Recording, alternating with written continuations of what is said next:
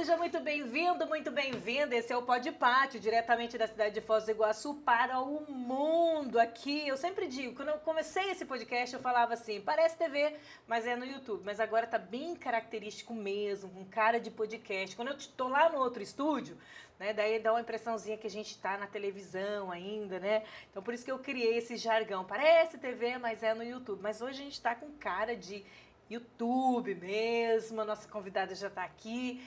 E eu quero dizer para você que é uma satisfação, uma honra ter você acompanhando o nosso podcast. Então já começo o podcast pedindo assim, curta, comente, compartilhe, dê seu like, seu dislike, né?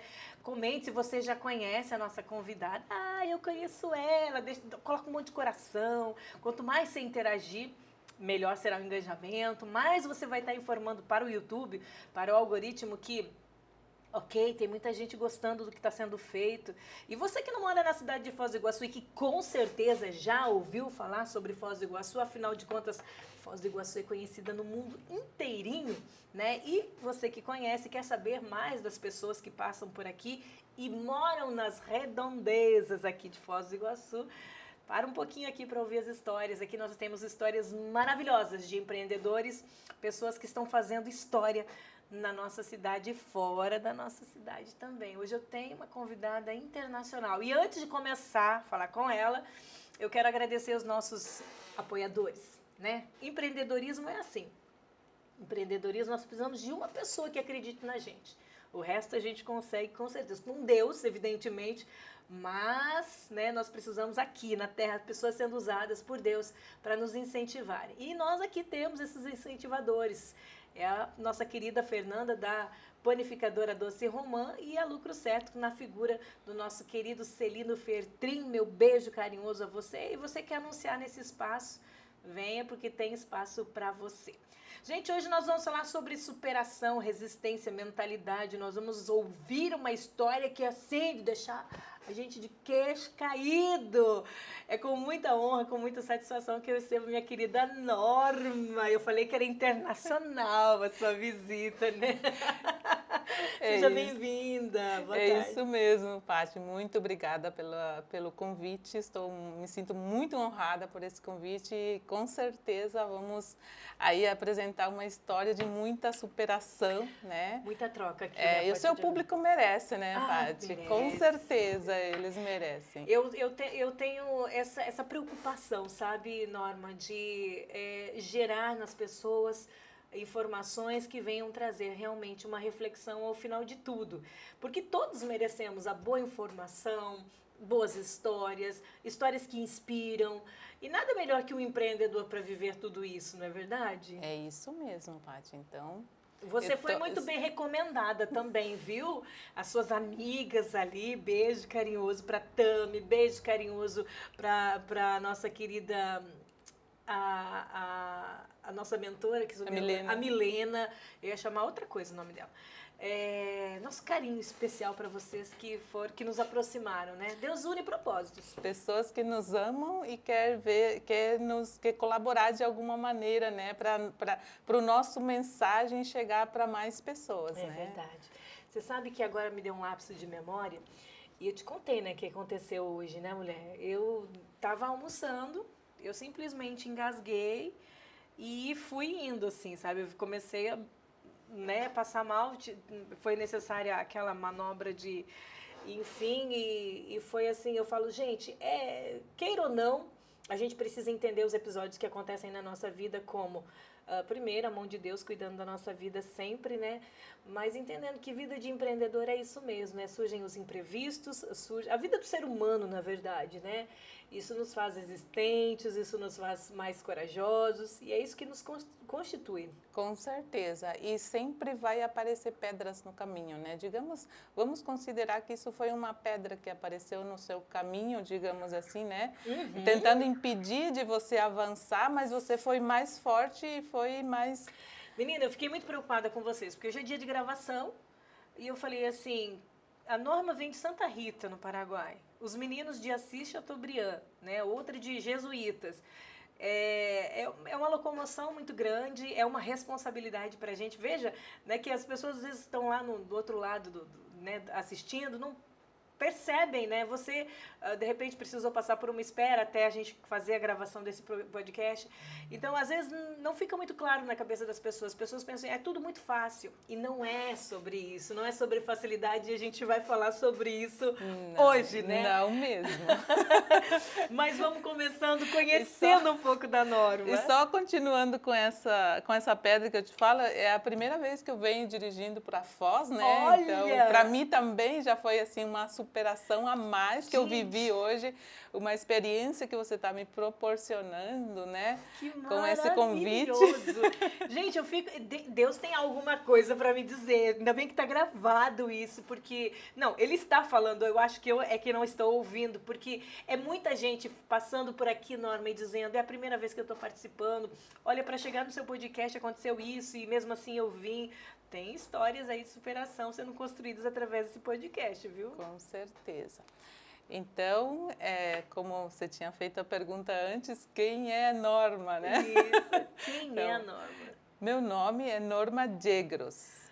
Norma Djegros. Norma Djegros. É um nome só? É juntinho? É Norma, meu nome, e o meu sobrenome é Djegros, é com Y. Muita gente escreve com DI, dá um D aí, mas não é assim. Uhum. Já os seguidores já começam a consultar aí na... Quando vai me procurar no Instagram, coloca Y lá, Norma Y já vai aparecer. Ah, bom, entendi. Né? Então, eu estou com 47 anos, estou casada há 29 anos, vou completar 29 anos de casada no próximo mês, né? Maravilhoso. Estou casada com o Gerson Rambo, outro nome difícil. Até que Rambo não, né? Porque é bem popular para nós aqui no Brasil, mas em todo mundo, aliás, mas Dirson. Dirson, ele é descendente de alemão. Então, vocês já podem imaginar, né? Eu sou paraguaia, meus pais são paraguaios. Nascida onde? Nascida no Paraguai, no estado de Cordilheira. Cordilheira. Uhum, sou cordilheirana. Ai, que lindo. E aí, eu nasci num lugar de muita escassez, né? Por lá tem muitos lugares, assim, que até hoje ainda é assim. Mas quando eu estava entrando na adolescência, meus pais tiveram a ideia de se mudar para o estado de Alto Paraná. Eu tinha 11 anos, então a gente veio para o Alto Paraná, mas fomos ainda para dentro da cidade de Santa Rita, né? Que hoje é uma cidade bastante conhecida aqui em Foz. Eu conheço Santa Rita, maravilhosa. E aos 15 anos, mas eu não me conformava com aquela situação de vida que a gente estava vivendo. E eu sempre pensava, eu tenho que sair daqui, eu preciso sair daqui, até que surgiu a oportunidade de me oferecer um emprego. E aos 15 anos eu saí de casa para ir trabalhar. Norma, desculpa interromper, você é uma filha de quantos irmãos? Somos 5 irmãos. E você era a única inconformada? Eu acho que sim. Porque depois de mim, começaram a sair... Eu sou a segunda irmã, né, dos 5. Então eu tenho meu irmão mais velho. E eu era a única inconformada, porque eu fui a que deu o pontapé inicial, digamos assim, eu saí, logo trouxe meu irmão também para a cidade, logo eu trouxe meus pais também para a cidade. Mas quem enxergou possibilidade de sair, quem se inquietou foi você. Sim. Olha só. E eu tinha um desejo, assim, aquele desejo ardente, que você já deve ter ouvido falar, de sair daquela situação mesmo. Ah, é a minha história, amiga. Eu não me conformava com a condição que eu vivia. Não, aquilo não era para mim. Eu sabia que tinha coisas boas por vir, eu sabia que eu precisava procurar e que ia aparecer se eu procurasse, se eu saísse, se eu não me conformasse com aquela condição. E é interessante porque a gente não se importa com as dificuldades que a gente vai enfrentar. O dia de hoje nos mostra eu estou há 15 anos vivendo num lugar onde eu só falava Guarani. Só para você ter uma ideia. Eu só falava Guarani, mas a oportunidade que surgiu foi numa colônia 90% brasileiro, que só fala português. E o emprego que me é oferecido é caixa de supermercado. Pensa. Imagina você, uma menina de 15 anos, nunca tinha saído do lugar, né? Uma cultura enraizada. Uma cultura enraizada ali, indo para uma cidade onde estava começando a crescer, onde o idioma era totalmente diferente. Eu não falava nem espanhol, eu falava somente Guarani. Mas eu tinha coragem, sabe? E eu tinha um desejo ardente de mudar a minha realidade. E aquele era a oportunidade que eu tinha, eu abracei com todas as forças. E aí eu comecei a atender, foram, nossa, situações assim extremamente inusitadas, né? Porque eu não entendia nada do que as pessoas falavam e eu ficava só calada, né? Porque eu tinha medo de falar. E as palavras em espanhol que eu sabia, eu não queria falar porque eu tinha medo de falar errado. Curioso, né? porque você foi para Santa Rita, né? Era português. Uhum. Então, você não queria sair do Guarani e a língua mais próxima era o espanhol. É o espanhol. O caminho que você deveria... E mesmo o espanhol você estava insegura de dizer. Eu tinha insegurança. Quiçá o português. Pense. E aí... Você teve que quebrar várias barreiras. Quebrei, mas eu enfrentei, assim, eu enfrentei dificuldades, mas quando a gente é jovem, parece que a gente não sente tanto aquele impacto que talvez hoje eu sentiria, né? Hoje eu encararia diferente, obviamente, com uma mentalidade mais madura. Mas na época eu nem sentia, sabe? Eu só sabia que eu queria evoluir, que eu queria estudar, que eu queria me formar. E aí eu casei aos 18 anos, eu completei 19 anos já casada. Olha só. Aí tive o meu primeiro filho. A menina paraguaia casa cedo? Não. Não é regra? Não, os pais são bastante restritos, né? Da minha cultura raiz mesmo, os pais são mais restritos. Não aceitam? Não liberam as meninas assim tão cedo. Você não vai ver meninas assim na cultura ainda raiz, hoje, né? Ainda hoje? Ainda hoje. Olha. São bem conservadoras, assim. Muito bem. Né? E aí eu casei com esse descendente de alemão, né? Mas até então já dominava a língua, o idioma, os 3 idiomas. Então fiquei 4 anos trabalhando no mesmo lugar. Até hoje, se eu bater na porta daquele supermercado, hoje já não tem mais, mas já tem outros negócios. Mas até hoje, se eu bater na porta, eu tenho certeza que as portas ali estão abertas para mim. Você fez um excelente trabalho? Eu fiz um bom trabalho ali, realmente, porque eu sinto isso neles, eu sinto na família deles, a gente mantém contato. Maravilhoso, maravilhoso. É importante deixar esse legado. É isso que é legado, né? E aí eu casei, construí uma família. Hoje eu digo 7 filhos, né? São 5 legítimos. Um eu perdi, né? E 2 menininhas que eu adotei há uns 7 anos atrás. Adotou adotado mesmo? Como é que foi esse processo? Não, eu não adotei 100%. Apareceram elas aí e de repente você começou a cuidar e apareceu a menina com 16 anos, com 2 menininhas no colo, não tinha para onde ir e eu abracei a causa. E o meu coração dizia para mim pegar e cuidar daquelas 3 crianças. Eu falo 3 crianças, porque a mãe com 16 anos e as 2 crianças, uma menininha de 6 meses e uma de 1 ano e meio. Completando 2 anos, na verdade. Você pensou em alguma coisa? Vai ser difícil? Hoje eu vejo as mulheres respondendo assim, não, filho não. Eu fico pensando... Pensei. Pensou que ia ser difícil? Eu pensei que ia ser difícil. Eu pensei que eu não fosse amar elas da mesma forma que eu amo meus filhos. E você já pensava em adoção naquela oportunidade? Não pensava em adoção. Eu já estava me preparando para ser vó. Até hoje eu não sou, mas na época eu já pensava em ser vó, porque meus filhos já eram maiores de idade, né? Já tinha 2. E aí o meu medo maior era não amar elas da forma que eu amo meus filhos, né? Porque para mim não existe, ou seja, até então não existia amor maior do que amor de mãe. Aquele gerado, gestacional. Mas quando eu peguei a pequena no colo pela primeira vez, eu senti algo assim que eu nunca tinha sentido na minha vida. É Deus, né? E ela me abraçou e as coisas foram acontecendo. E foi muito difícil, porque o meu marido tinha muito medo.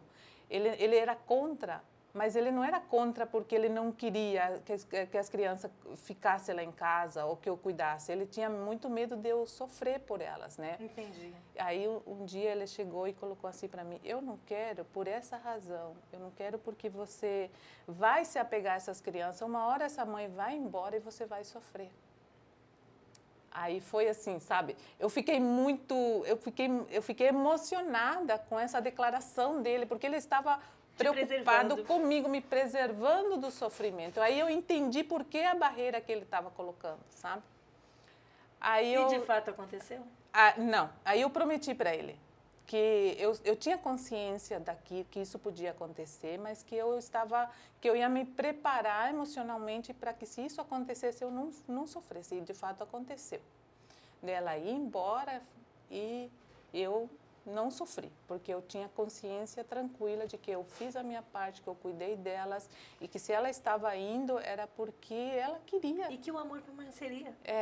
Só que não durou 2 meses porque as crianças ficaram doentes.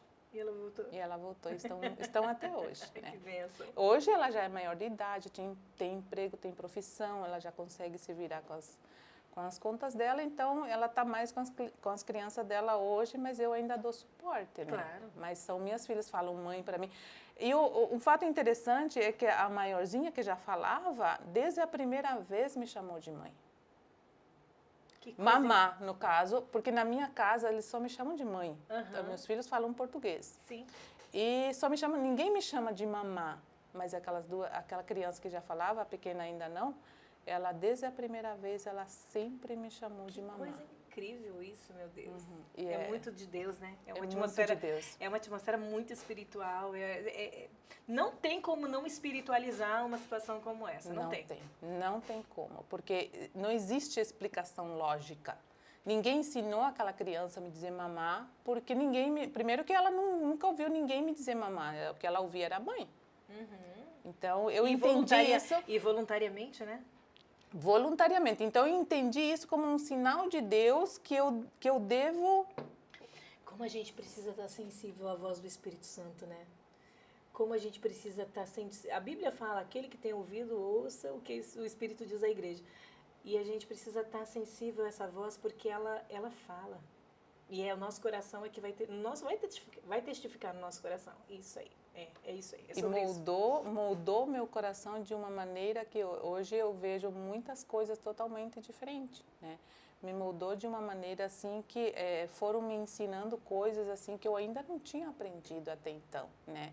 Como mãe, como um ser humano mesmo. Você já tinha 5 filhos? Eu já tinha 5 filhos. Um eu perdi antes de nascer, né? Então são 4 crianças você já tinha. 4. E chegou mais 2. E uma toca profundamente aí a sua vida. Assim foi. Daí agora eles já estão encaminhados. Aí isso já aconteceu agora, mais há 7 anos atrás, né? Mas vamos voltar lá para 2012, onde o meu esposo teve um acidente que perdeu o movimento das mãos totalmente. Ele deslocou 3 discos da cervical e aí eu tive que cuidar dele. Antes disso, a gente tinha passado por uma dificuldade no nosso relacionamento muito grande, chegamos a nos separar. E a gente não tinha superado totalmente ainda aquela situação e ocorreu aquilo, né? E ocorreu num momento assim que as coisas estavam deslanchando. A nossa empresa estava indo bem, ele estava tocando a empresa, eu estava trabalhando numa outra empresa. E aconteceu aquilo e ele caiu, ele não podia movimentar as mãos. Eu tinha que dar água na boca, eu tinha que dar banho. E ele não tinha ninguém que pudesse fazer isso para ele? Ou você se engendrou para ajudá-lo? Tu disse a gente estava separada ainda? Sim. Não, a gente não estava mais separada. A gente já tinha voltado, a gente estava reconstruindo nosso casamento. Leva tempo para você... Fica ralado, né? Fica aquela dorzinha o tempo todo, né? Então, a gente não estava separado nesse momento. Isso tinha acontecido há muito tempo atrás. Isso tinha acontecido, acho que uns 7 anos atrás, mais ou menos. E eu passei a cuidar dele. Ele ficou totalmente dependente de mim. Tomar água, levar ao banheiro, limpar, higienizar, dar banho, dar água na boca, alimentar na boca. E aí eu entrei assim num processo da minha espiritualidade elevou-se muito grande nesse momento. Porque pouco antes eu tinha feito um propósito de ler a Bíblia. Eu não lia a Bíblia porque eu não entendia o que dizia, né? Então eu peguei um dia e eu pensei, eu vou começar. E eu abri, era Jó, capítulo 1. 29 dias depois ocorreu o acidente dele. E aí eu entendi, na hora eu entendi. Eu sabia o que estava acontecendo. Então, eu pude cuidar dele com muito amor, com muita tranquilidade, com muita paz no coração. eu cuidei dele. Você entendeu? Porque assim, quando a gente vê a história de Jó, a gente vê um crescimento que aconteceu com toda a família dele. Na verdade, assim, ele perdeu toda a família, e depois Deus dá tudo em dobro novamente para ele. Mas você viu isso como um tratamento mais para você do que para o seu esposo? Mais para mim. Aquilo tudo era para mim, não era para ele. Aquilo tudo era para me restaurar, né? Porque a gente estava indo tudo bem, de repente ele sofre um acidente e eu tenho que largar o emprego e ele não podia produzir e ele não podia nem se mexer, sabe? E isso não durou 2 meses entre o acontecimento e a recuperação dele e a gente se levantou de novo, né? A gente foi trabalhar, a gente correu atrás. E ele recuperou os movimentos? Recuperou os movimentos. E que lição você tirou daquilo? Você disse assim para mim que era uma lição para você, que aquilo tudo era para você. O que Deus tratou? Que reflexão você tirou daquela fase, daquele ciclo? Perdão. E o fato de eu ter que cuidar dele naquele estado que ele se encontrava naquele momento me ensinou a perdoar, sabe? Porque até então eu achava que eu tinha perdoado ele, né? Mas eu sempre vinha aqueles pensamentos, aquelas lembranças das situações que a gente viveu e doía, né?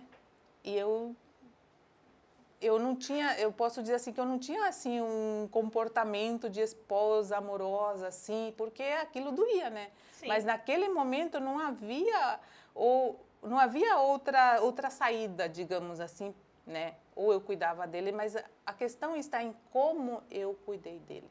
Como você cuidou dele? Com muito amor.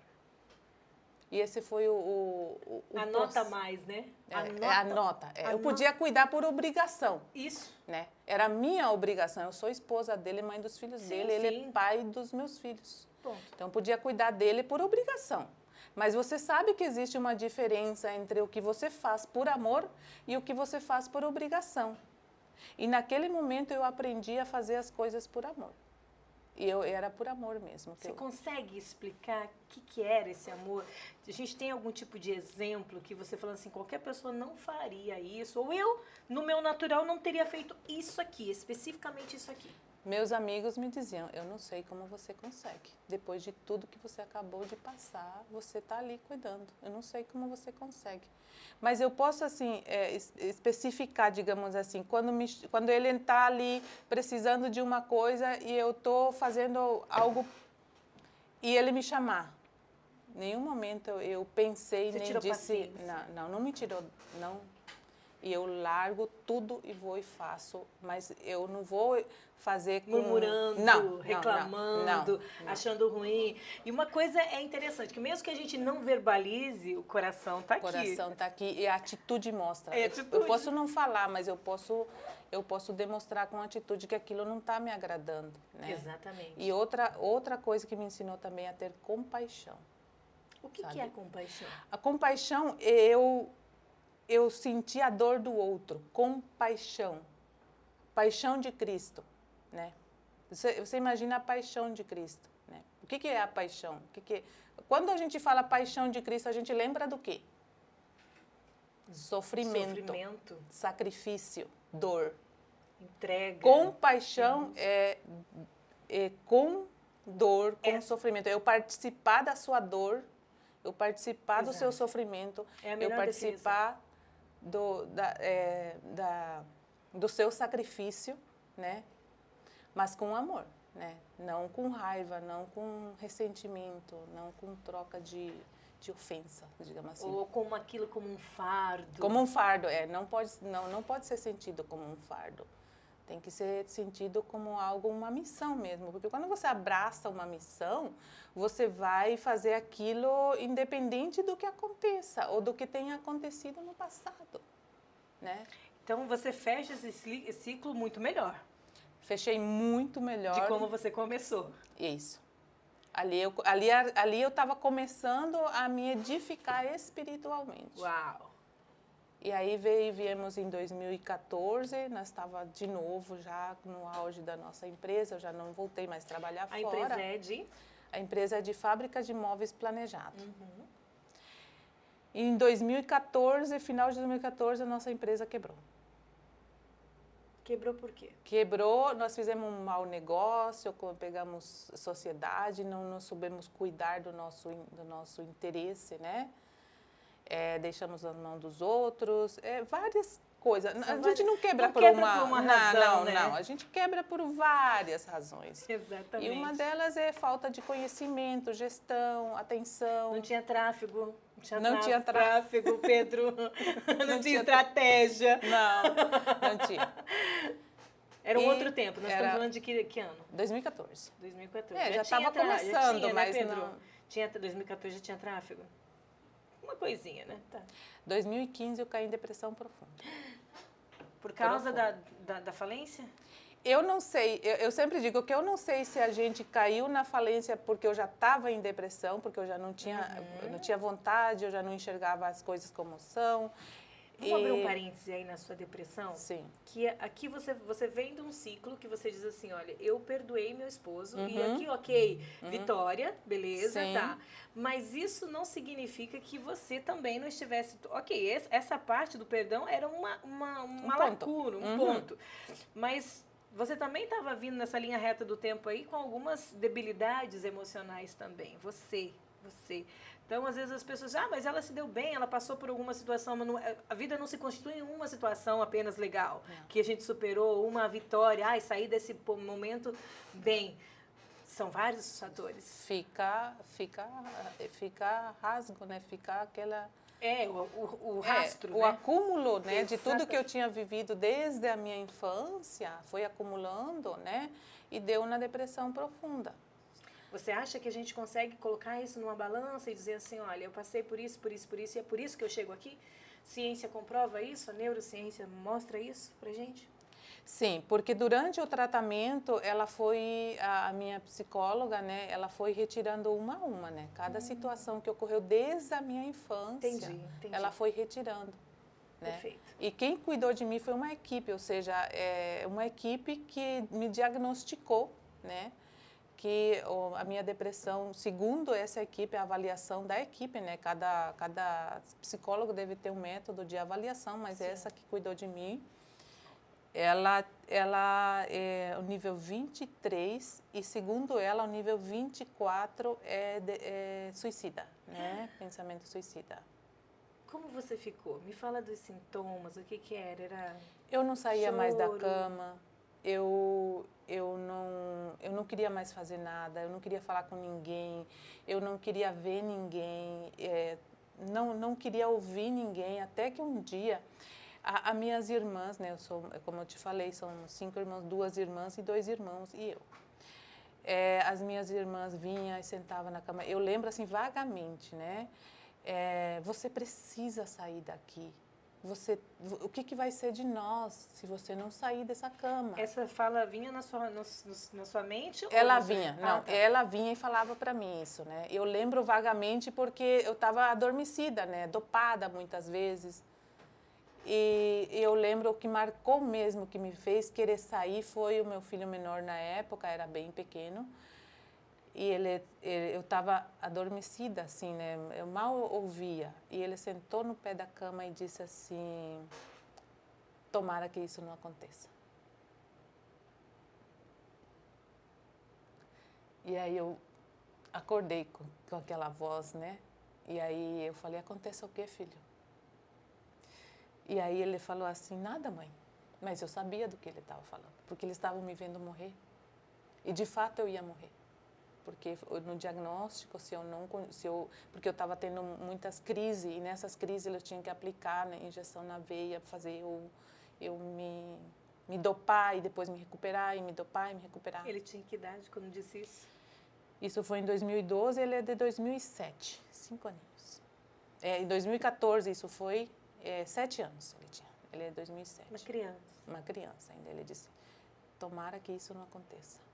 Essa foi a palavra que eu usei como uma alavanca para me levantar dali. Que impacto essa situação não provocou na vida dele, né, também, né? Sim. E aí eu comecei a ir na igreja. Eu comecei a ir na igreja todos os dias. Não entendia nada o que o padre falava, não sabia nem o que estava acontecendo lá. Eu sou de uma família católica, né? E Então, a igreja que eu estava indo, eu ia na missa todos os dias. Todos os dias eu ia na missa. E aí, no último dia, foi no final do ano, eu procurei um padre, conversei com o padre e coloquei na minha cabeça, eu não vou passar esse ano nesse estado, eu vou recuperar. E nessa semana, meu irmão e minha cunhada vieram, me colocaram dentro do carro, porque o meu marido não sabia o que fazer comigo, ele não sabia o que eu tinha, ele já tinha feito de tudo, ele já tinha me levado em especialista, neurólogo, porque eu tinha dores no peito, dor de cabeça, eu tinha dor no pulmão, eu tive crise pulmonar. Acaba sendo sistêmico, né? Quando a mente não tá E era bem. psicossomático. E numa das crises, eu me lembro que o doutor chamou ele para um lado, mas eu podia ouvir, eles estavam me dopando, e ele falou para ele, você precisa procurar um especialista, porque ela não vai resistir. Mas que especialista, se ele já me levava a 3 especialistas? Era muito crítico o teu caso. Era muito crítico, porque ele já me levava para 3 especialistas, neurólogo, pneumólogo e cardiólogo. Como é que você saiu disso? E aí o meu irmão me levou para essa psicóloga que ele tinha feito o tratamento, e essa psicóloga me tratou durante 1 ano. Em 1 ano ela me deu alta. Eu me curei da depressão. Eu falo, hoje eu posso falar para quem quiser ouvir, e acredite ou não, depressão tem cura. Amém. Amém. Depressão tem cura. Eu me curei. Eu sou a prova de que depressão tem cura. Só para você ter ideia do nível que eu estava. Só que assim, 1 ano ela me deu alta, mas eu levei mais 2 anos em processo de recuperação. Assimilar as situações, me recuperar meu espaço. Sim, é um processo. Né? Demorou um monte de, né, um tempão para você entrar nisso, então agora tem que ter um processo também para, né? Isso foi em 2015. 2017, meu esposo teve câncer. Uau! Foi diagnosticado. Mal recuperou de uma situação sim. já. A gente estava começando a se recuperar, a gente já tinha começado a se recuperar financeiramente, né? Pagando as contas, né? Ainda... Aí eu olhando para ele na cama de um hospital, se esvaindo, ele falava para mim, eu tô me esvaindo, porque o câncer dele foi nível 3. Nossa! Começo de metástase. E a minha, ele é um milagre, então, minha né? fé e a minha oração ali, né? Eu rezando, eu rezava ali. E nenhum momento eu perdi a fé, nenhum momento eu me desesperei. Esse foi o ponto mais importante, assim. Porque eu tenho uma oração, assim, ejaculatória, que a gente fala na nossa religião, que é uma oração curta que a gente repete, né? Então, essa oração dizia assim, Jesus, eu confio em vós. Mas quando eu entrava em desespero, eu pensava assim, peraí, se eu estou dizendo para Jesus que eu confio nele, eu estou entrando em desespero, é porque eu não confio nele. Exatamente. Porque eu falo assim, o desespero é falta de confiança, ou na gente ou em Deus, né? E eu voltava, não, Jesus, eu confio em vós. Então, se eu confio em vós, eu não posso me desesperar. Veio o diagnóstico e veio a amputação. Não acredito. Uhum. Na perna? Na perna. Uhum. As duas? Não, uma só. Ele teve carcinoma, que é um câncer de pele, mas foi para o osso. E comeu o osso, literalmente. Não teve recuperação. E daí? E aí ele amputou.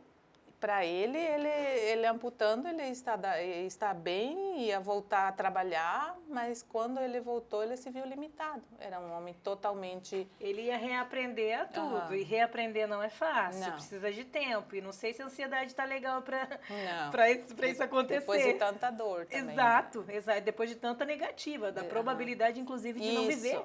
Isso. E aí a gente tinha gastado tudo que tinha e já estava devendo, né? De novo. De novo, porque na tentativa de curar ele, né? Porque o cérebro vai pensar, mas de novo? Sim, nós tínhamos reunido um recurso para começar o tratamento dele e tal, mas não deu certo. Uau! E aí foi que ele caiu em depressão daí. Aí ele sim teve pensamento suicida, que ele confessou uma vez para mim. Eu penso em fazer isso. mas eu olho para vocês. E a importância da família aqui, né? A importância da família aqui. E foi aí que eu me vi totalmente dependente dele também. Eu olhei para mim, peraí, gente, e se acontecer, o que vai ser de mim? Como que eu vou me virar, gente? É bom essa caída de ficha, né? Nós temos a empresa, nós temos nossos filhos, mas o que eu sei fazer? No que eu sou boa? O que eu posso oferecer para as pessoas? O que eu sei vender? Como que eu vou me virar? Eu tenho filhos pequenos ainda. Muito bom. Muito bom cair essa ficha, sabe? E essa ficha caiu ali, mas ele ainda precisava de mim. Eu não podia abandonar ele. Sim. Nem tinha como, né? Não tinha como abandonar ele.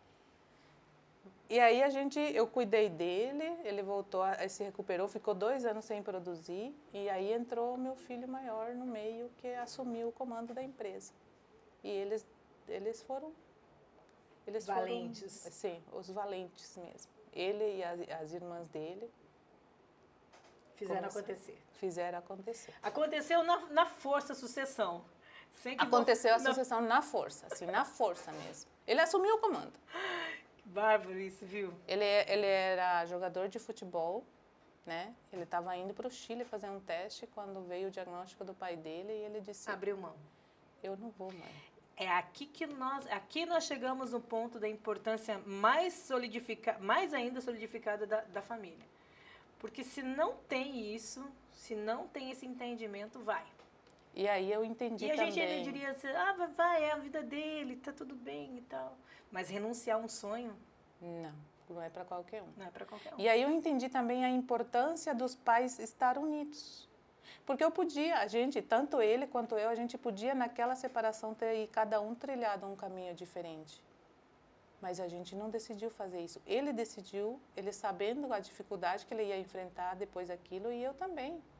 E aí a importância, porque eu penso assim, se nós estivéssemos separados, eu teria criado meus filhos separados do pai, o pai ia ficar doente, eles não iam querer nem saber do pai dele. Mas não foi isso que divisão aconteceria, a mulher sabe, edifica a sua casa. E aí eu entendi, aí eu comecei a entender a importância, o porquê Deus me fez passar por tantas provações e me fez permanecer ali, naquele casamento, sendo improvável, né? É improvável. As possibilidades, as probabilidades eram nulas. Eram nulas, né? Com tudo que tinha acontecido. O que nos fazem entender sobre resistência. O que nos faz entender ainda mais, porque hoje está muito fácil separar. Hoje está muito fácil desistir. Hoje está muito fácil. Não gostei disso. Tem gente que separa por causa do gato, por causa do cachorro. Sim. Eu sou completamente contra. E olha que eu já passei alguns perrengues no meu casamento. E todas nós, porque relacionamento afetivo não é fácil. Para ninguém nunca foi. Não. Desde o Éden. A situação estava feia lá também, entendeu? Mas... se nós fizermos dar certo no período de noivado, nós temos condições de fazer dar certo. O que você entendeu é isso. Eu consigo fazer dar certo. E dá para... As adversidades estarão aí. E sempre haverá uma guerra das trevas contra o casamento. Tu sabe disso? Com certeza. E essa a batalha maior não está entre o marido e a mulher. A batalha maior está naquele que se interpõe entre o marido e a mulher, que é invisível, né? Porque o que é visível a gente reconhece, mas aquilo que não é visível, que a gente só pode sentir. E ele se manifesta através de raiva, de ressentimento, ódio, inveja, sentimento de inferioridade. Exato. Nossa, são vários. E aí ali eu comecei a reconhecer, né? Comecei a reconhecer quem que está lutando para nos separar, no caso, né? Identificou o seu inimigo e blindou seu casamento. Blindei meu casamento. Não estou aqui dizendo para você, Paty, nossa, hoje meu casamento é um mar de rosa. Não é isso. Ou não tem problemas. Ele é um mar de rosas, mas ele tem problemas. Ele carece de aperfeiçoamento sempre, até o fim das nossas vidas vai sempre ser. Porque nós somos seres imperfeitos e tá aí a razão. 2 seres imperfeitos juntos, pensa o que dá. Vai dar sempre tilt. Mas ter essa maturidade e entender isso é importante. E hoje eu vejo meus filhos, a empresa é familiar, né? E eles são muito unidos. E eu olho para aquilo e penso, Deus, obrigada por não ter me feito desistir. Amém. Porque eles não estariam do jeito que eles estão hoje se eu tivesse desistido, se o meu marido tivesse desistido. Porque ele podia ter desistido também, porque eu não sou também uma pessoa fácil. Eu também não sou, assim, a Madre Teresa de Calcutá, né? Mas é que, acima disso tudo, existiu um empenhar de palavra, né? Vocês se casaram. Se a gente se foca só no problema, na situação, e dizer, eu não sou uma de rosas, eu não sou a Madre Teresa de Calcutá, ele também tem problemas, isso tudo são argumentos. Porque, na verdade, eu empenhei minha palavra com Deus, eu fiz um juramento com Deus, e esse compromisso já não é mais entre nós apenas, Não. é com Deus. É. Eu acho que a compreensão fica muito mais fácil. E esse foi o entendimento que eu tive, né, em um determinado momento, que o meu compromisso, a minha fidelidade não termina nele, começa nele. Exatamente. Mas não é com Deus. E eu pensava assim, se Deus sacramentou a minha união com Ele, então é porque é da vontade dele. E por que eu vou me opor à vontade dele, né? Por que eu vou me opor à vontade dele?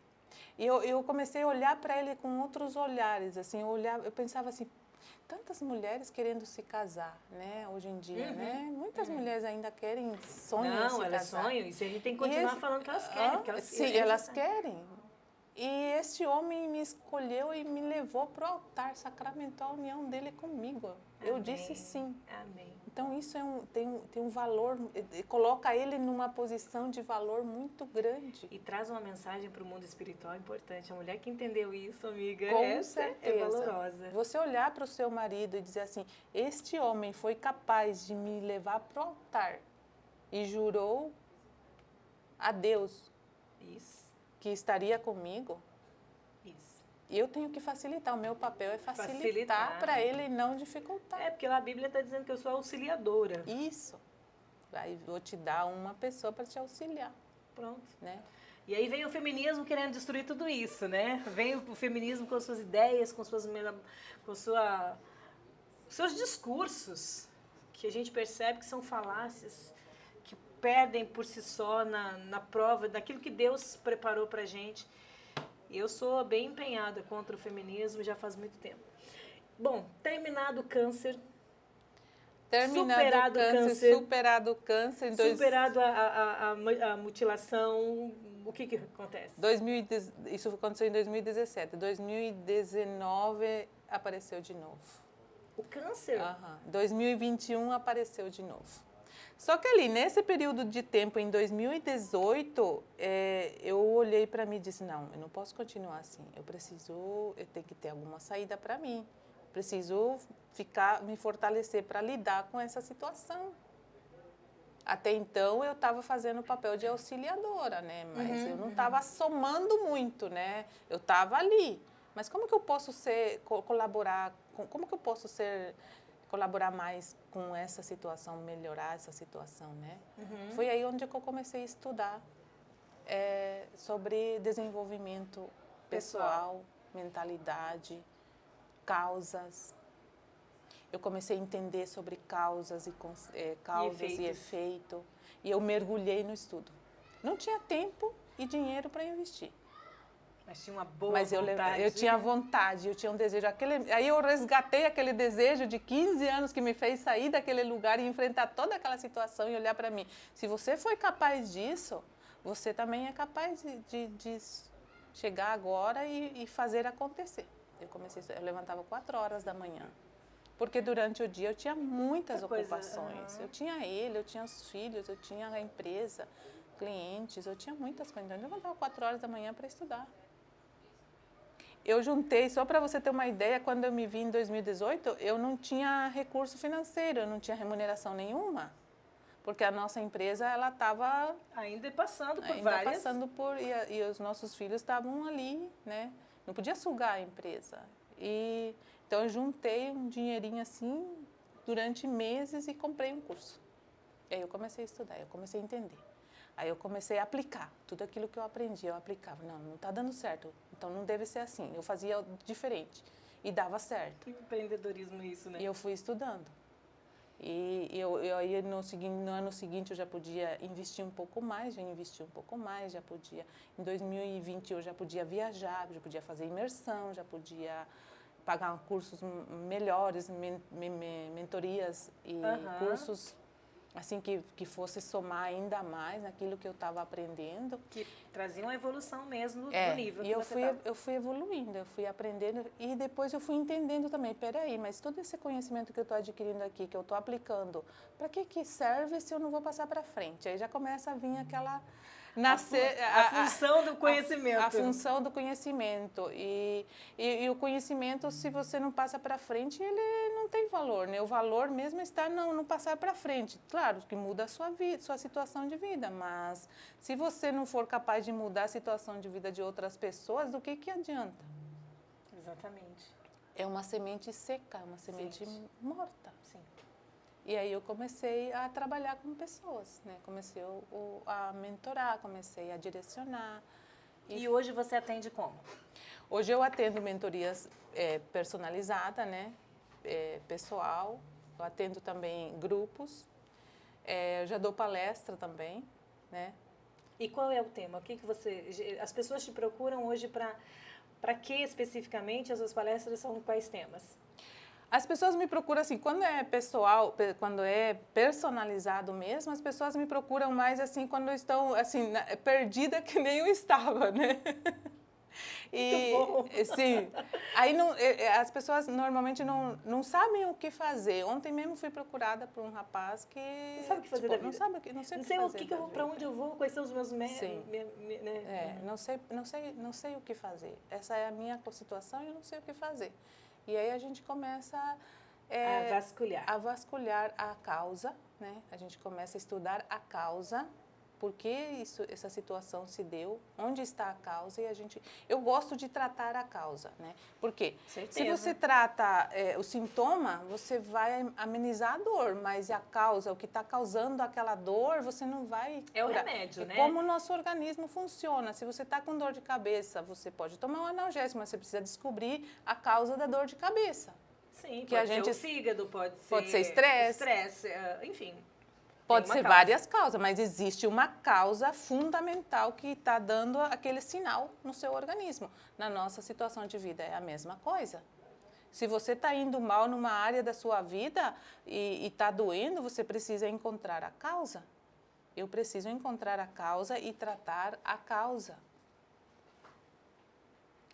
E é isso que eu faço hoje, né? Porque foi assim que eu entendi, foi entendendo a causa e tratando a causa de cada situação e de cada doença que eu tinha e me recuperando, foi que eu consegui me recuperar, me restaurar. Eu me restaurei em todas as áreas.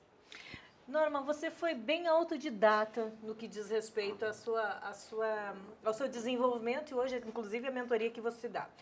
Você acredita que todos temos capacidade de sermos uma Norma? Com certeza absoluta.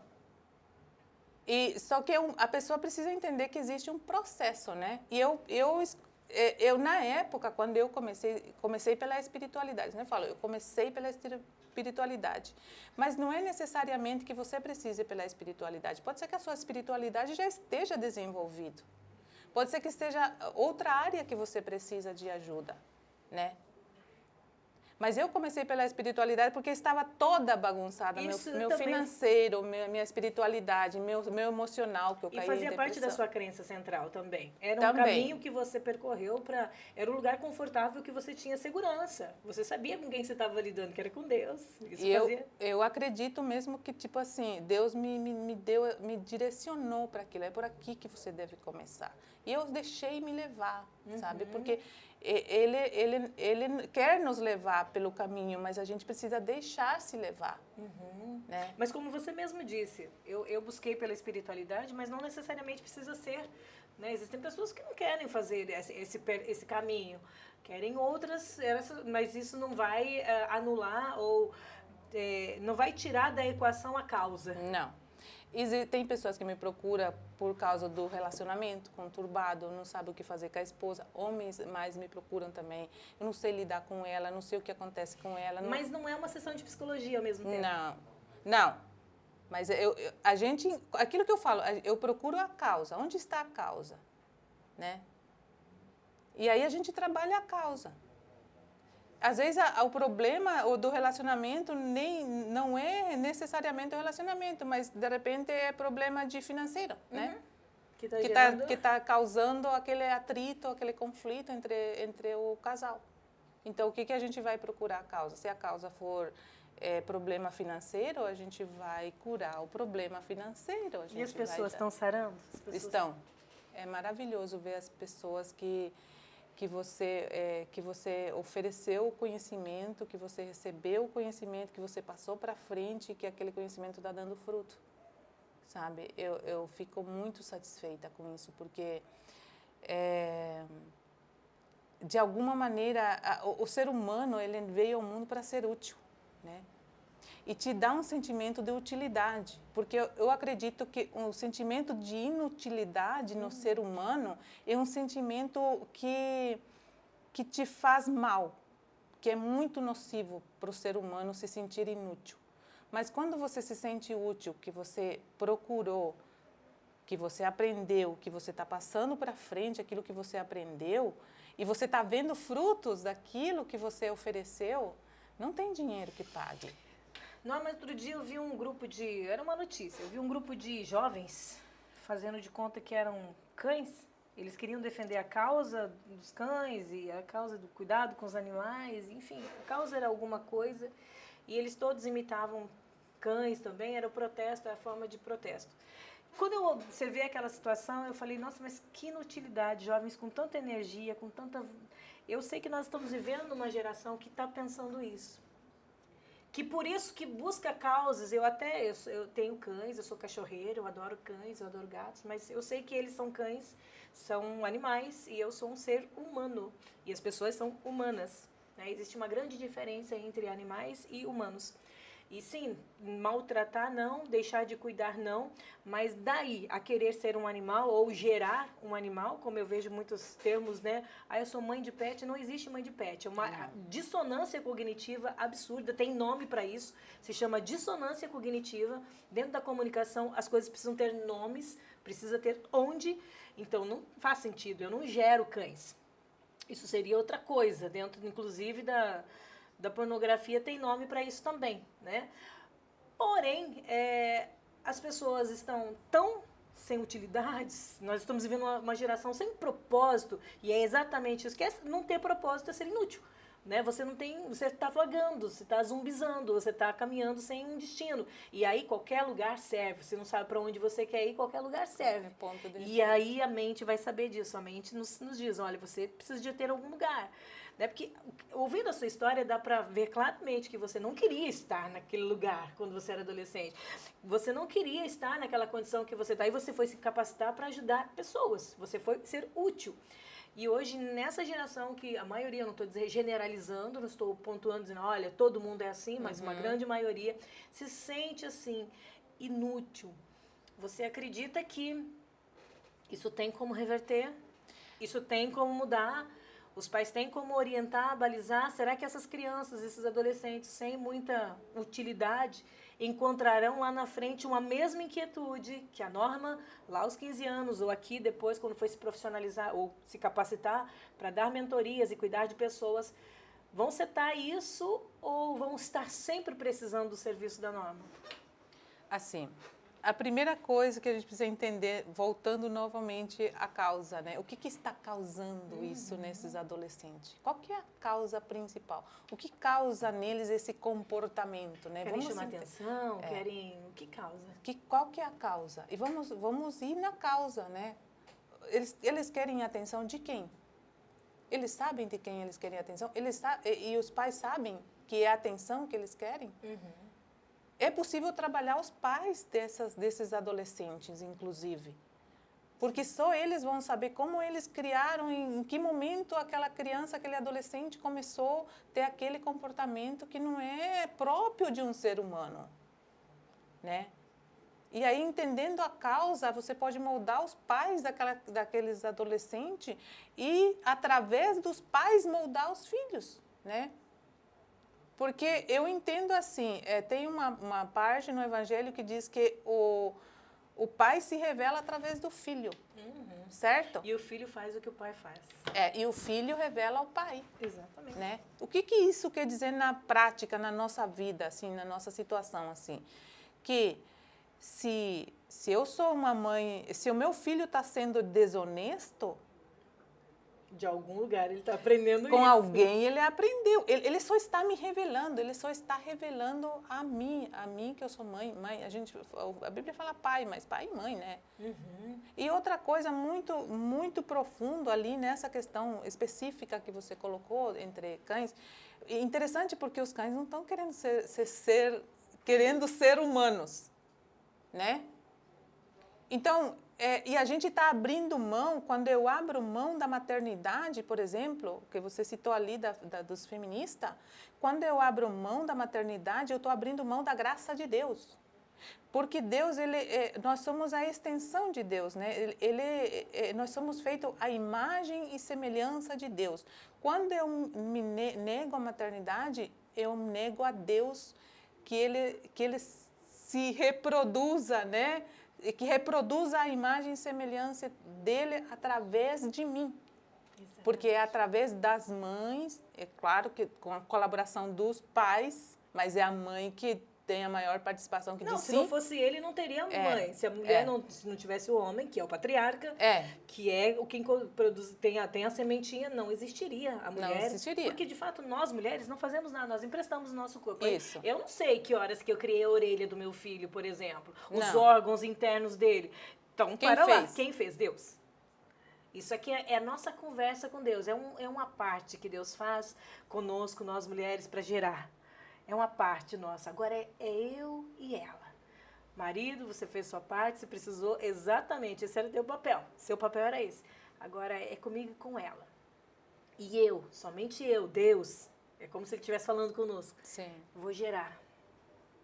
Vou criar meu filho. Antes de ser nosso filho, ele é dele. Ele é de Deus. Antes de sermos nossos filhos, os nossos filhos são de Deus. E para quem eu estou dizendo não quando eu nego a maternidade? A Deus. É muito poderoso. É para o meu filho? É para o meu filho? É o meu filho que eu não quero ou eu não quero um filho de Deus na minha vida? É isso? A pergunta que a gente precisa fazer vai além da compreensão meramente humana. Quando a gente vai para o lado divino, e eu penso assim, quando eu nego a maternidade... Eu fiz laqueadura no meu quinto filho, né? E depois eu me arrependi amargamente. Quando eu comecei a entender essa dimensão, Paty, eu falo para quem quiser ouvir. Se eu pudesse voltar atrás. Eu me arrependi, mas eu não tinha esse entendimento. Eu também não tinha esse entendimento. Eu estava olhando para o meu sofrimento porque eu já tinha sofrido com isso. Exatamente. Porque eu já estava sofrendo demais. Para que mais um filho? Meu Deus do céu, você é louca ter 4 filhos. Até hoje eu ouço isso, mas você é corajosa, hein? Que loucura essa palavra. E aí, quando eu comecei a crescer espiritualmente e ter essa compreensão que eu estava falando divino, que não é humano, porque humanamente, eu não diria, eu me arrisco a dizer que é impossível você ter essa compreensão. Não tem. Mas se o espírito não revelar, quando você eleva teu espírito e tem uma compreensão que vai além do humano, e você entende que aquilo que você fez, você cortou, que Deus poderia ter mandado mais seres humanos, mais filhos dele através de você, e você foi lá e disse não para ele, eu me arrependi amargamente. Foi quando surgiram as 2 meninas. Olha só. Eu me coloquei diante dele e coloquei para ele o meu arrependimento e disse, eu estou arrependida. Uau. E aí apareceram as 2 meninas e eu entendi. Ele me perdoou. Está provando para mim, mas ele quer saber se realmente eu estou arrependida. Porque da maneira que eu vou cuidar dessas meninas, vai dizer se eu realmente estou arrependida. Uau! Poderoso, hein? E eu comecei a cuidar das meninas com muito amor. Hoje, Norma, o que você tem para nos oferecer? A Norma está disponível para nós, aberta para nós, trazendo palestras. Hoje é de desenvolvimento pessoal, as suas palestras são para esse segmento. Suas mentorias acessam as pessoas realmente nesses níveis, e são vários os níveis, né? São várias as problemáticas que aparecem. Sim. A minha missão é curar. Mas curar como? Curar, elevar o nível de consciência das pessoas que existe cura, né? Existe cura para todas as áreas da nossa vida, porque nós estamos feridas em todas as áreas, Sim. né? Durante a nossa vida a gente passa recebendo pancada, né? Não, esse mundo não é bom. Esse mundo aqui não é bom. Eu diria que o mundo é bom, mas o ser humano é que está corrompido, exatamente. né? O que Deus fez é bom. Ele olhou, ele viu o que ele fez, é bom. Mas a gente deturpou tudo, estragou tudo, o pecado entrou na história. E sim, temos feridas em várias áreas. E vem de geração em geração Sim. isso acontecendo, e nós estamos agora numa geração que você já viu a situação, né? Delicadíssima. Mas o que eu posso garantir é que existe cura. E a principal coisa que a gente pode analisar ali é que a cura acontece a partir do momento que você começa a elevar o nível de consciência sobre o seu problema, a causa do seu problema, a solução, né? E também o empenho, quanto você vai se empenhar para você se curar. Porque você não pode curar ninguém se você não estiver curada. Eu precisei passar por esse processo de cura primeiro. E quando eu entendi que isso exigia um período de tempo também, eu respeitei esse tempo. E hoje o serviço que eu ofereço, eu tomo muito cuidado, eu até estava falando antes com a menina ali, com a Edi, porque você está lidando com pessoas, né? Em todas as áreas, em toda a empresa lida com pessoa, mas quando a gente trabalha com desenvolvimento pessoal, você está trabalhando com pessoa diretamente, só que atrás daquelas pessoas existem outras pessoas. Está o marido, está os filhos, está a mãe, está o pai, está uns irmãos, que pode ser afetado ou beneficiado. Que é o meio, né? Que é o meio que você está. Eu tenho muito, mas muito cuidado com isso, sabe? Para eu somar na vida dessas pessoas. E realmente tem dado muito certo. E o meu coração realmente, eu falo, Deus, obrigada por esse conhecimento. Eu agradeço até pela dificuldade que eu passei, porque se eu não tivesse passado por essa dificuldade, eu não teria procurado, né? Eu não teria por que procurar me desenvolver, não teria precisado estudar, eu não teria precisado me entregar da maneira que eu me entreguei para o processo de restauração. Eu gosto de utilizar a palavra restauração, sabe? Porque durante muito tempo na fábrica, antes, quando ainda era pequenininha, a gente fazia muita restauração de móveis. Uhum. E eu trabalhei com restauração de móveis, eu fazia todo o processo, né, de restauração de móveis, desmontar, tirar a película, lixar, preparar, pintar, deixava novinho de novo. E eu vejo a restauração das pessoas assim, mais ou menos como esse processo de restauração de móveis que eu fazia quando não tinha muito trabalho, a gente abria espaço. A sua logo deve ser assim uma cadeirinha sendo restaurada, viu? Já vou criar uma comunicação visual para você. Uma comunicação visual sobre uma cadeira sendo restaurada, né? Realmente. Muito bom, né? É incumbência da nossa querida Milena aí. Sim, eu trabalhei muito com restauração de móveis e eu gosto de usar essa analogia para mim mesma. Tipo, quando eu me deparo com uma situação que precisa ser restaurada, eu penso, bom, vamos restaurar isso aqui. Quebrou? Por onde que a gente vai começar? Quebrou, dá para consertar. Quebrou, dá para consertar. Riscou, dá para consertar. Dá para patinar. Dá para recuperar 100%. E às vezes as pessoas tinham aquele apego para aquele móveis e vinha, eu não queria jogar fora, sabe? Tem a esperança? Muita esperança. E não é uma esperança não aquela esperança de você sentar e esperar. É o esperançar. É o esperançar. É a esperança que você espera num estado de paz e tranquilidade, sabendo que aquela situação é passageira e tendo consciência de que depende de mim para sair daquela situação e que eu sou capaz. E que vai haver uma experiência capaz de ajudar alguém. A minha dor vai servir para ajudar outra pessoa. E eu acredito muito também que Deus coloca pessoas no nosso caminho, que eu tenho certeza que você também acredita, muito. né? Porque o que eu mais ouço hoje, que as pessoas falam, Deus colocou você no meu caminho. Porque era justamente isso que eu precisava ouvir. Era isso que eu estava procurando. Eu não estava entendendo, mas agora você falando para mim de causa, de efeito, eu nunca tinha nem escutado isso, agora eu estou entendendo, eu começo a entender. Faz sentido, E né? faz sentido. As pessoas, faz sentido. Eu gosto de fazer essa pergunta também. Faz sentido para você? Nas minhas mentorias é isso. Nossa, Patrícia, isso que você está fazendo faz totalmente sentido. E é como se uma luz acendesse na cabeça delas. Isso é tomada de consciência. É a compreensão de que a pessoa... realmente isso tá fazendo sentido. E daí sim, elas conseguem dar aplicabilidade para aquele conhecimento.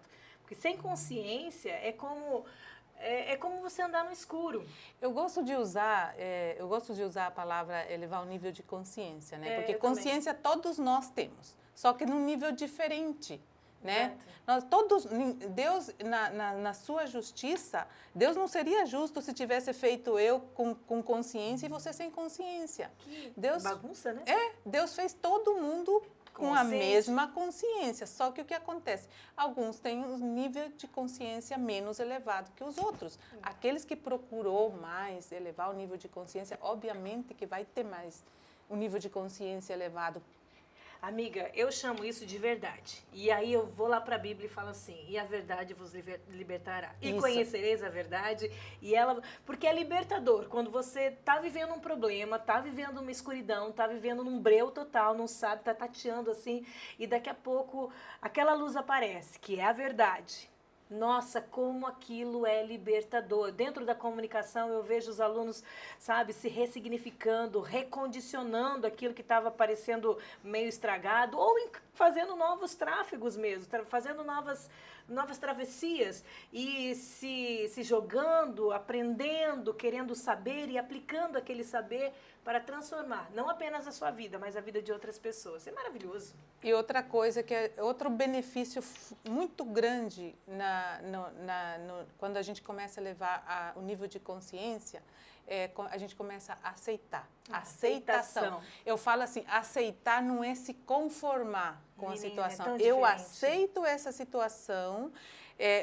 Na maioria das vezes, quando começa a levar o nível de consciência, a gente começa a entender que a gente é responsável por aquela situação, logo eu aceito a situação, porém não me conformo. Agora, nesse ponto de inconformidade, o que eu vou fazer, o que eu posso fazer, quem pode me ajudar a sair dessa situação e chegar na situação que ela quer. E aí onde é que as pessoas devem procurar? As pessoas que têm referência, né?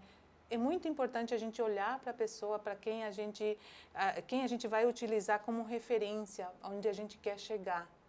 Exatamente, os nossos referenciais. Eu quero chegar a me comunicar igual a Paty, o que eu posso fazer? O que a Paty fez? Como que a Paty está fazendo para se comunicar dessa maneira, com tanta naturalidade, né? Eu vou usar a Paty como referência porque eu quero me comunicar igual a Paty. Eu quero manter meu casamento, quero restaurar meu casamento, eu vou usar um casal que já restaurou seu casamento como referência. Eu não vou usar como referência uma pessoa que separou, que já casou 2, 3 vezes e está falando de relacionamento. Eu quero entender sobre meus filhos, como me relacionar com os meus filhos. Eu não vou usar como referência alguém que não tem filho, ou principalmente alguém que tem filho, mas que não tem aquele relacionamento, o relacionamento íntimo com os seus filhos. Essa semana a minha funcionária chegou e falou assim para mim: Norma, eu acho tão bonito. Você é mais amiga das suas filhas do que mãe. Eu falei, mas é assim que tem que ser? Né? É assim, na minha consciência evoluída. é assim que tem que ser. Porque quem que elas vão procurar no momento de crise? A melhor amiga. E por que não ser eu essa melhor amiga, né? Sim, é lógico. Que eu nunca vou ter segundas intenções com elas. Só quero o melhor para elas. É, mas a melhor amiga você não sabe se ela está te dando conselho com as melhores intenções, se não está te dando conselho justamente com segundas intenções, né? Norma, a gente é um perigo, sabia? Eu e você não dá para ficar junto. Não, nós vamos desmontar o mundo e montar de novo. Não dá pra ficar junto, meu Deus do céu. Já tinham me falado muito de ti. Olha só, bem-aventurado é isso, né? Bem-aventurado é falar bem. Bem-aventurado. Bem-aventurado. É. Então, você é uma bem-aventurada que já me falaram muito bem da Norma. E, Norma, é tudo verdade.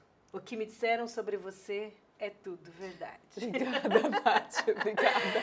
A gente tem que encerrar o nosso podcast. Eu agradeço demais a sua disponibilidade. Um beijo para Santa Rita. Espero que Santa Rita esteja assim em massa assistindo esse podcast. Você vai falar para todo mundo que você vai estar no podcast, né? Com certeza a gente vai fazer um barulho gigantesco lá em Santa Rita. Eu que agradeço, Paty, como eu te falei, desde o primeiro contato que nós tivemos pelo WhatsApp, eu falei, me sinto muito honrada por esse convite. Lindo.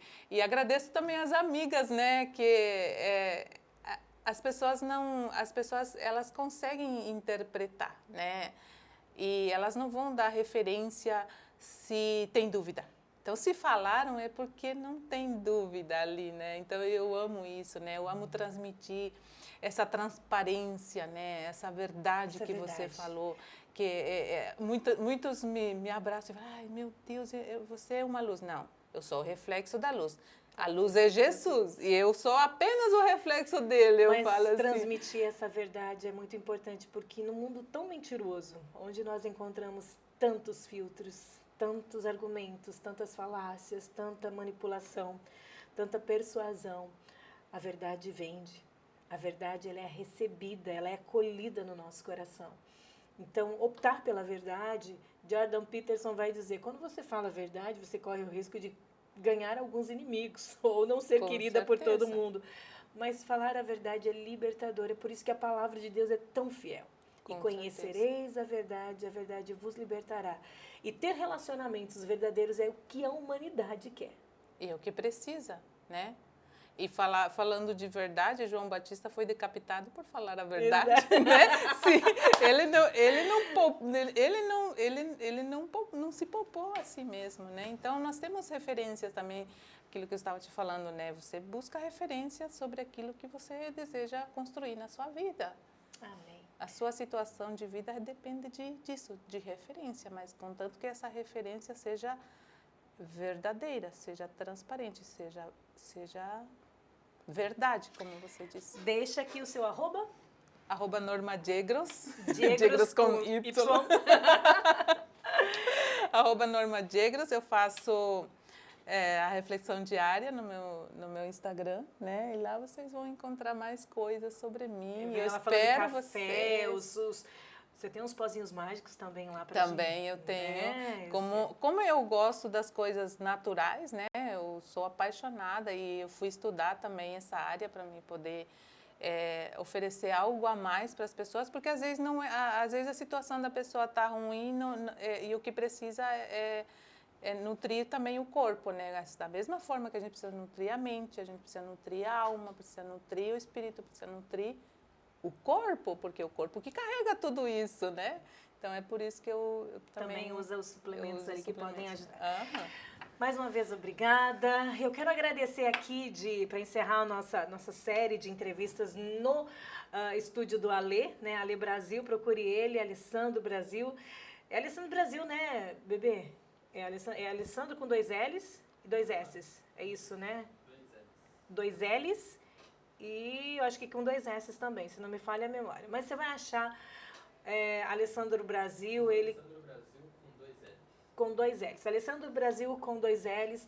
Procura, veja os materiais, os vídeos desse rapaz. Ele é um filmmaker maravilhoso, é mentor de fotografia, de vídeo, edição de vídeo.